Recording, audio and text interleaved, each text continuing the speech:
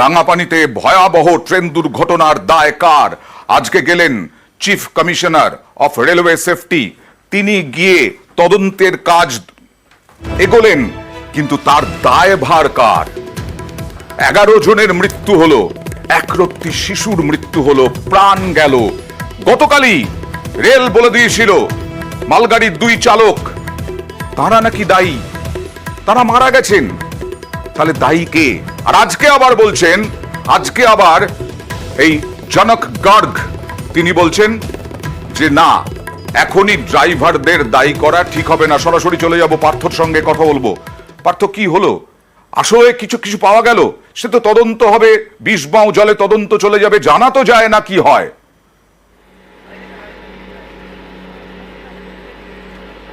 দেখো, যেটা আমরা কালকে থেকে বলে আসছিলাম যে সিগন্যালিং যে ফেলিওর, এই কারণেই কিন্তু এত বড় ভয়াবহ দুর্ঘটনাটি ঘটেছে। এবং তাতে কিন্তু কার্যত আজ স্বীকার করে নিলেন রেলের সেফটি কমিশনার, তিনি কিন্তু মেনে নিয়েছেন। আজ রেলের সেফটি কমিশনার তিনি আসেন, স্পটে ভিজিট করেন, এবং যেই প্রশ্নটা উঠেছিল যে এই যে এত বড় দুর্ঘটনা, এর দায় কার, এর পিছনে কারা দায়ী, এবং সিগন্যালিং যে অটোমেটিক সিগন্যাল, কিন্তু কালকে অটোমেটিক সিগন্যাল খারাপ ছিল, সেক্ষেত্রে ম্যানুয়াল সিগন্যাল করা হয়, এবং সেক্ষেত্রে ম্যানুয়াল সিগন্যাল প্রতিটি গাড়ির চালককেই মানতে হবে। সেক্ষেত্রে এখানে কাঞ্চনজঙ্ঘা এক্সপ্রেসের চালক মেনেছিল, কিন্তু মালগাড়ির চালক মানেনি। সেই জন্য এই বিষয়ে গোটা বিষয়টি যখন তদন্ত সাপেক্ষ, তবে যে সিগন্যালিং ফেলিওরের জন্যই যে এত বড় ভয়াবহ দুর্ঘটনা ঘটেছে, যার জন্য এখনও পর্যন্ত 11 জনের মৃত্যু হয়েছে, এক শিশুসহ, স্বাভাবিকভাবেই উদ্বেগ এবং বাড়ছে। কিন্তু রেলের তরফ থেকে এখনও পর্যন্ত গোটা বিষয়টি তদন্তের সাপেক্ষ বলে জানানো হচ্ছে। বারবার করে সকালে যখন আমরা ডিআরএম কাঠিয়ারের সঙ্গে কথা বলেছি, তিনিও একই কথা বলেছেন যে হ্যাঁ, সিগন্যালিং যে ফেলিওর ছিল। পরে যখন সিআরএস আসেন, সিআরএসও কিন্তু একই কথা বলে যান। তিনি এসছেন আজ এবং কাল 2 দিন ধরে তিনি ইনভেস্টিগেশন করবেন। এই ট্রেনের বিভিন্ন যাত্রী, স্থানীয় বাসিন্দা বা যারা রেলের কর্মী যারা ছিলেন সেখানে অন ডিউটি, তাদের সঙ্গে কথা বলে গোটা বিষয় তদন্ত তিনি শেষ করবেন। আমি দেখাবো আগে জনক গার্গ কি বললেন, তারপরে আবার যাব তোমার কাছে পার্থ। आफ्टरनून से इंक्वायरी स्टार्ट हो जाएगी।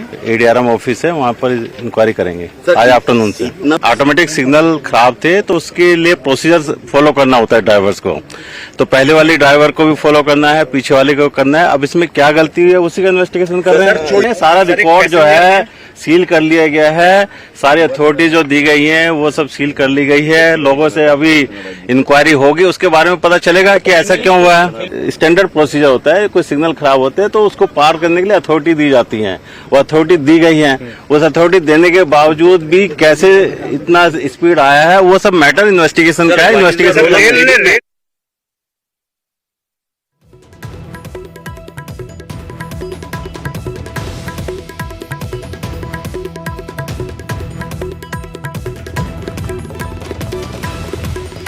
ঘটনাস্থল পরিদর্শন করলেন। আজকে বিকেল থেকেই তদন্ত শুরু হয়ে যাবে, কিন্তু তদন্ত কতদিন ধরে চলবে, কি জানা যাবে, কার দায়? আচ্ছা পার্থ, পেপার ক্লিয়ারেন্সের কথা বলা হচ্ছে। পেপার ক্লিয়ারেন্স 2 ট্রেনকেই দেওয়া হয়েছিল। সিগন্যাল যে ত্রুটি ছিল গতকাল থেকেই জানা গিয়েছিল, তাহলে দুর্ঘটনা ঘটলো কেন?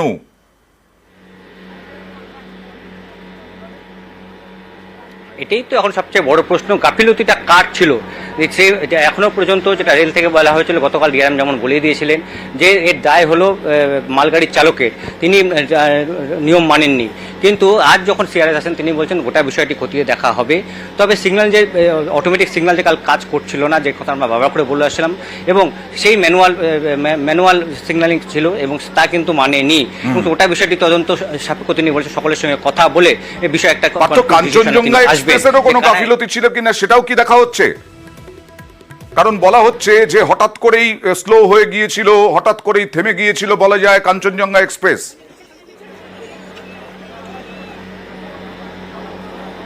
একেবারে যেটা রেলের যেটা বক্তব্য, যে এই যে ম্যানুয়াল যে সিগন্যাল সিস্টেম, সেই সিগন্যাল সিস্টেম মেনেছিল খানিকটা কাঞ্চনজঙ্ঘা এক্সপ্রেসের চালক, কিন্তু তা মানেনি মালগাড়ির চালক। আর তাই ধীর গতিতে চলা কাঞ্চনজঙ্ঘা এক্সপ্রেসের পেছনেই একই লাইনে চলে আসে মালগাড়ি, এবং তারপরেই প্রায় গতি ছিল 70 থেকে 75 কিলোমিটার গতিবেগ ছিল এই মালগাড়ির। এবং এবার আপনাদেরকে দেখাবো, মাত্র আসবো, কাজই করেনি মালগাড়ির উন্নত প্রযুক্তি।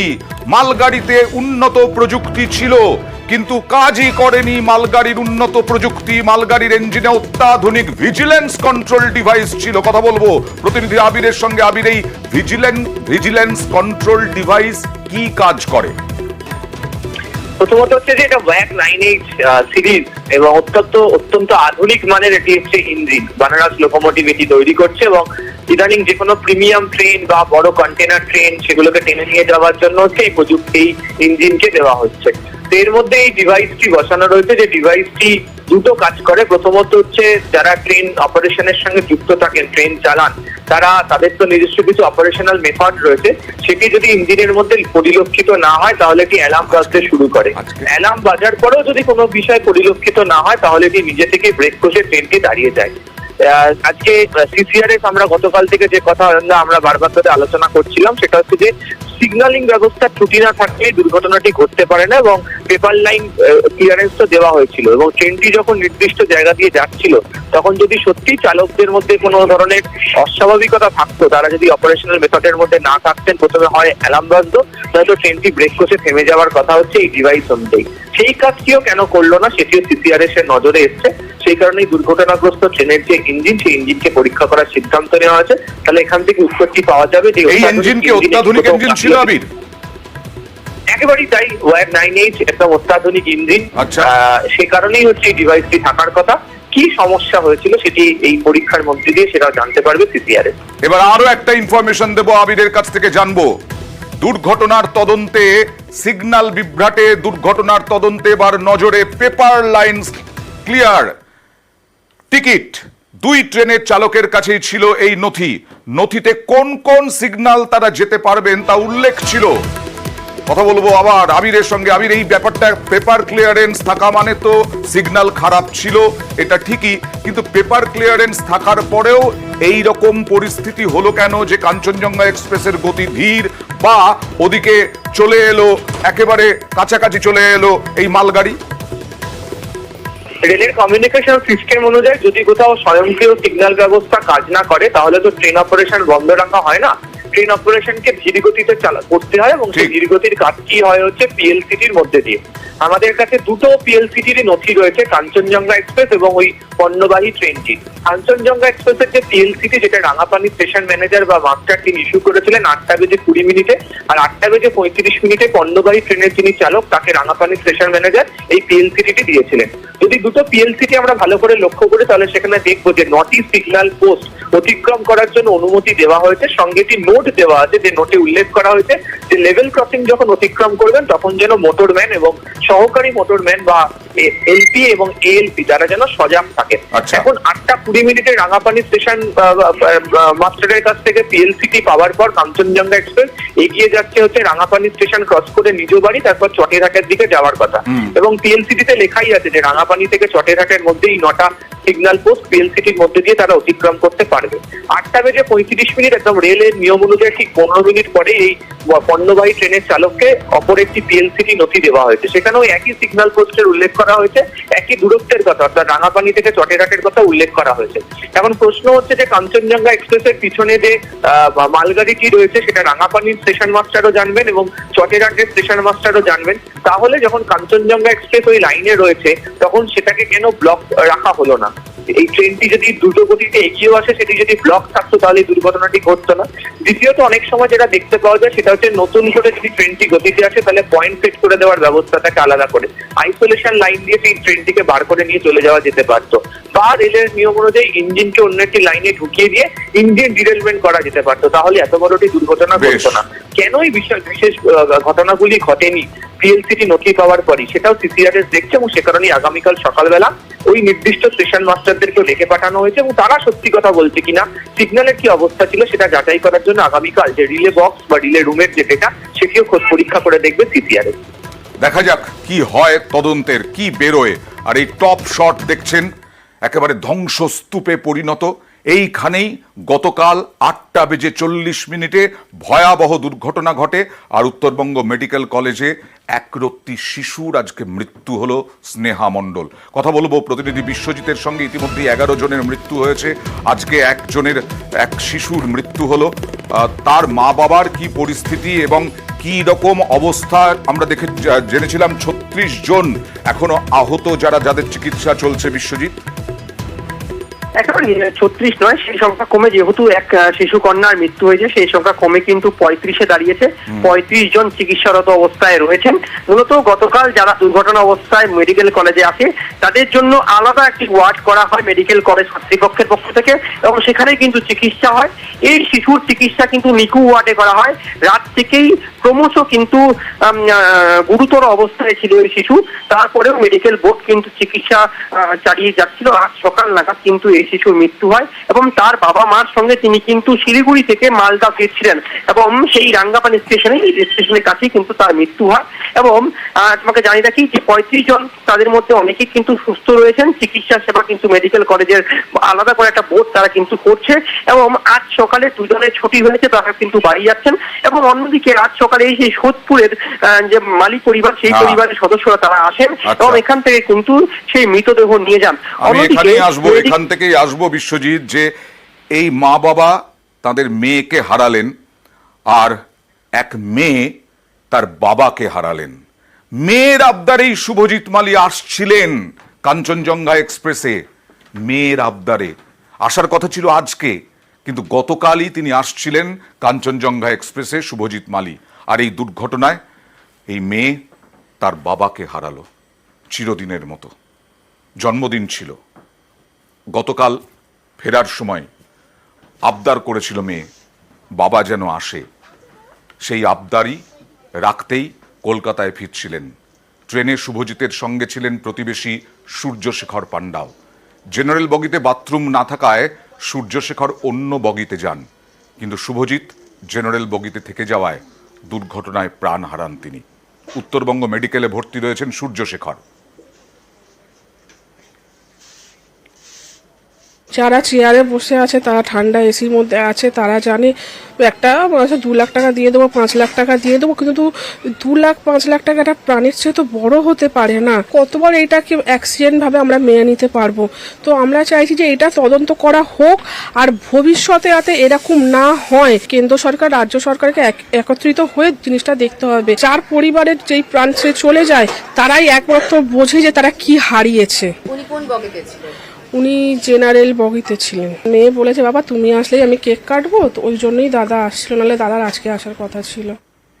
আর গতকাল থেকে একজনের নাম বলছিলাম, কাঞ্চনজঙ্ঘা এক্সপ্রেস দুর্ঘটনায় মৃত কলকাতার রেলকর্মী শঙ্কর মোহন দাস, ফুলবাগানের বাসিন্দা। তিনি RMS-এ ছিলেন, রেলওয়ে মেল সার্ভিসে। তিনি রিটায়ার্ড। তিনি এত ভালো কাজ করতেন, তাকে আবার নিযুক্ত করা হয়েছিল। পাড়ায় ব্যাপক জনপ্রিয় ছিলেন। পাড়ার ক্লাবের সঙ্গে সখ্যতা ছিল, পাড়ার ক্লাবে জনপ্রিয় ছিলেন। আর পাড়ার প্রতিবেশীরা একেবারে হাউ হাউ করে কান্নায় ভেঙে পড়লেন শঙ্কর মোহনের মৃত্যুতে। যে পার্সেল ভ্যান দেখিয়েছিলাম আমরা, ইঞ্জিনের ওপরে উঠে গেছে, তার অভিঘাত ভয়াবহ ছিল। সেই ধাক্কায় প্রাণ গেল শঙ্কর মোহনের। শঙ্করের বাড়িতে যান মেয়র ফিরহাদ হাকিম। শঙ্করের বাড়িতে মানিকতলার তৃণমূল প্রার্থী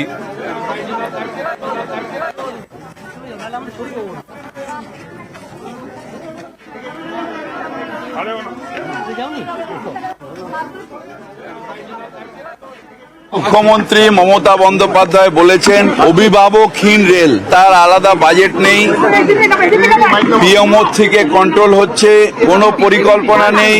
কত মানুষের প্রাণ গেলে মোদী সরকারের তৃপ্তি হবে? অ্যান্টি কলিউশন ডিভাইস, এটা মুখ্যমন্ত্রী যখন রেলমন্ত্রী ছিলেন তখন এটা ইন্ট্রোডিউস করে দিয়েছিলেন, কিন্তু এত বছরে হলো না। এই সরকার 10 বছরে করতে পারলো না। একটা না একটা বাহানা শুরু হয়ে যাবে। কখনো বলবে সিগন্যাল ম্যান নেই। 10 লক্ষ রেলের ভ্যাকেন্সি রয়েছে, 10 লক্ষ। শুধু প্রাইভেটাইজেশন করার চক্করে রিক্রুটমেন্ট করছে না, সব বেচে দেবে। আর সেই বেচে দেয় তার জন্য মানুষের প্রাণ যাবে। একটা ইম্পর্টেন্ট ডিপার্টমেন্ট রেল। এবার ওনাকে যদি ভাবা হয় উনি এধারের না ওধারের, নদীর এপারের না ওপারের, এত ভাবার কি সাধারণ মানুষের জন্য ওনাদের সময় আছে? মানবিকতাটা দিন দিন যেন কিরকম হারিয়ে যাচ্ছে। এক্সটেনশন তাকে দেয় যার পরিপূরক দ্বিতীয় ব্যক্তি তখনও তৈরি হয়নি। এই বাড়িয়ে দেবার কারণে এই মানুষটা ছিলেন। পরিবারটা একেবারে অনাথের মতো হয়ে গেল। ওই কান্না সহ্য করা যায় না। এত বৃদ্ধা মা, একটা একটা ছেলের মৃত্যু মানে তার সঙ্গে সঙ্গে তার মায়েরও মৃত্যু। দেহ চললে কি হলো ভাই? আরো এক তদন্তের পথে চলে, আজকেও সেরকম হলো। সকাল 9:30 কাঞ্চনজঙ্ঘা এক্সপ্রেস শিয়ালদা থেকে ছাড়লো, আবার গন্তব্য একেবারে আগরতলা। দুর্ঘটনার রেশ কাটিয়ে স্বাভাবিক তো হবেই, ট্রেন চলাচল স্বাভাবিক করতেই হবে, কারণ লাখো লাখো মানুষের এই রকম ট্রেন যাত্রা ট্রেনের ওপরেই নির্ভর করতে হয়। সকাল 6:50 টাইম ছিল, 9:30 নাগাদ ছাড়লো ট্রেন। রেলের সুরক্ষা বাড়ানোর আবেদন যাত্রীদের, বারবার এই আবেদনই তো করে আসছেন যাত্রীরা। আতঙ্ক তো ছিল, এখন নেই, এখন আর অত না অতটা একটু নেই। এই যে জেনারেল কম্পার্টমেন্টে যাচ্ছেন, কোনো রকম নথি থাকে না, এই একটা বিষয় তো বরাবর রেলের তরফে রিজার্ভেশন হয় নাই, পাচ্ছি না রিজার্ভেশন।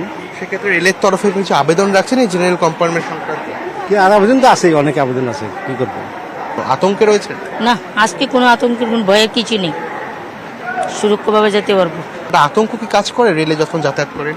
না এরকম তো কিছু না, এখন যেরকম পরিস্থিতিটা এরকম জায়গায় এসে দাঁড়িয়েছে, তো এরকম পরিস্থিতি আমাদের জনসাধারণেরও ফেস করতে হবে, এরকমটা আমাদেরও মানিয়ে নিতে হবে। যদি জেনারেল হয় জেনারেলটাই আমাদের মানিয়ে নিতে হবে, কারণ এতগুলো যাত্রী তো আমাদের তো যেতে হবে, তো যেহেতু যেতে হবে তো এটা আমাদেরও মানিয়ে নিতে হবে নিজেদের মধ্যে থেকে। এরপরে অন্য খবর রয়েছে, গুরুত্বপূর্ণ খবর রয়েছে একটা ছোট্ট ব্রেকের পর।